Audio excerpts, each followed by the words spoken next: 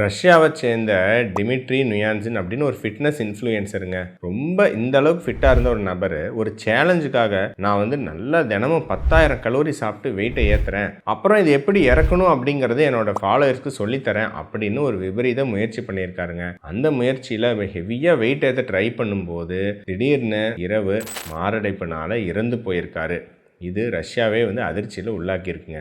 இதுலேருந்து நம்ம தெரிஞ்சுக்க வேண்டிய விஷயம் என்ன அப்படிங்கிறத நான் சொல்கிறேன். இதுதான் பிஞ்ச் ஈட்டிங் அப்படின்னு சொல்லுவாங்க. அப்படின்னா என்ன? நார்மலாக சாப்பிட்றத விட 2 மடங்கு 3 மடங்கு ஒரே நாளில் ஹெவியாக சாப்பிட்றது, இதுதான் பிஞ்ச் ஈட்டிங்னு சொல்லுவோம். இது பல வகைகளில் நமக்கு இரத்த குழாய் அடைப்பு, அத்தெரோஸ்க்ளரோசிஸ், அதோட வேகத்தை அதிகப்படுத்தலாம். உங்களுக்கு மெட்டபாலிக் சிண்ட்ரோம், அதனால் வரக்கூடிய இன்சுலின் எதிர்ப்புத்தன்மை, சர்க்கரை நோய், இதோட இதை அதிகம் பண்ணலாம். இரத்த குழாய்களில் நடக்கக்கூடிய உள் காயங்கள், இன்ஃப்ளமேஷன், அதோட வேகத்தை அதிகம் பண்ணலாம். ஸோ அதனால தான் இந்த பிஞ்ச் ஈட்டிங் எப்பவுமே ஒரு ஆபத்தானது. அதுவுமே வந்து ஆரோக்கியம் இல்லாத உணவுகளை பிஞ்ச் ஈட்டிங் பண்றது. நீங்க ஃபுல்லா ஸ்நாக்ஸ், ஸ்வீட்ஸ், பொரிச்ச உணவுகள் இதை பிஞ்ச் ஈட்டிங் பண்ணாங்க. கொஞ்சம் நீங்க ஒரு புரதங்கள் அப்புறம் அதை கொஞ்சம் எக்ஸ்ட்ரா சாப்பிட்றீங்கன்னா கூட பெருசா தெரிவிக்காது. பட் குப்பை உணவுகளை நீங்க பிஞ்ச் ஈட்டிங் பண்றீங்க அப்படிங்கிறது இது மாதிரி ஒரு ஃபிட்டான ஒரு பர்சனுக்கே விபரீதத்தை ஏற்படுத்தியிருக்கு. அப்போ நம்ம நார்மலா இருக்கிற மக்கள் யோசிச்சு பாருங்க. எவ்வளோ பேர் நானும் பார்க்குறேன் பார்த்தீங்கன்னா ஹெவியாக போய் கல்யாணத்துக்கு சாப்பிட்ருவாங்க. அப்புறம் அடுத்த நாள் அதை டேலி பண்ணுறேன், அதை வந்து காம்பன்சேட் பண்ணுறேன்னு ஒரு நாள் ஃபுல்லாக சாப்பிடாம விரதம் இருப்பாங்க. ஸோ இது அட்லீஸ்ட் ஓரளவுக்கு விரதம் இருக்கிறதுங்கிறது நல்ல பழக்கம் தான். ஆனால் அது நீங்கள் ஹெவியாக பயங்கர மோசமான உணவுகளை ஒரு நாள் சாப்பிட்டு அடுத்த நாள் அதை காம்பன்சேட் பண்ணது டெஃபினட்டாக நல்லது இல்லைங்க.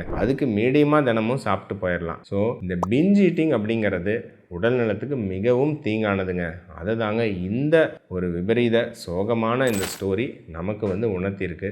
ஸோ இந்த தவிர யாருமே வந்து பண்ணாதீங்க. ஸோ ஹெவியாக சாப்பிட்றது, ஒரே நாளில் ஹெவியாக சாப்பிட்றது கட்டாயம் வந்து உடம்புக்கு நல்லதில்லை. ஒரு ஷார்ட் டியூரேஷன்லேயே நிறைய பிரச்சனைகளை உடம்புல ஏற்படுத்தலாம். ஸோ யாரெல்லாம் ஹெவியாக சாப்பிட்டுட்டு அதை விரதம் இருந்து காம்பன்சேட் பண்ண ட்ரை பண்ணுறீங்க அப்படிங்கிறத கமெண்ட் செக்ஷனில் தெரியப்படுத்துங்க. இன்னையிலேருந்து அதுலேருந்து விடுபடுறதுக்கான நேரம் வந்துருச்சுங்க.